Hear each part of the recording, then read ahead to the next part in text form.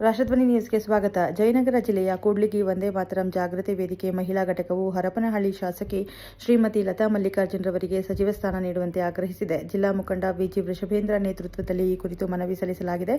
ಲತಾ ಮಲ್ಲಿಕಾರ್ಜುನರವರು ಮಾಜಿ ಉಪಮುಖ್ಯಮಂತ್ರಿ ದಿವಂಗತ ಎಂಪಿ ಪ್ರಕಾಶ್ ಅವರ ಪುತ್ರಿಯಾಗಿದ್ದಾರೆ. ಕಾಂಗ್ರೆಸ್ ಪಕ್ಷದ ಬೆಳವಣಿಗೆಗೆ ಎಂಪಿ ಪ್ರಕಾಶ್ ಕುಟುಂಬ ಕೊಡುಗೆ ಮಹತ್ವದ್ದಾಗಿದೆ ಎಂದು ಮನವಿಯಲ್ಲಿ ಉಲ್ಲೇಖಿಸಲಾಗಿದೆ. ಮಹಿಳಾ ಕೋಟಾದಡಿ ಲತಾ ಮಲ್ಲಿಕಾರ್ಜುನರವರಿಗೆ ಸಚಿವ ಸ್ಥಾನ ನೀಡಬೇಕು ಎಂದು ಒತ್ತಾಯಿಸಲಾಗಿದೆ. ಇದರಿಂದ ವಿಜಯನಗರ ಜಿಲ್ಲೆಗೆ ಮಹಿಳಾ ಪ್ರತಿನಿಧಿತ್ವ ದೊರೆಯಲಿದೆ ಎಂದು ಮಹಿಳಾ ಮುಖಂಡರು ಅಭಿಪ್ರಾಯಪಟ್ಟಿದ್ದಾರೆ. ಅವರು ಸಚಿವರಾದರೆ ಜಿಲ್ಲೆಯಲ್ಲಿ ಕಾಂಗ್ರೆಸ್ ಪಕ್ಷ ಮತ್ತಷ್ಟು ಬಲಗೊಳ್ಳಲಿದೆ ಎಂದು ತಿಳಿಸಿದರು.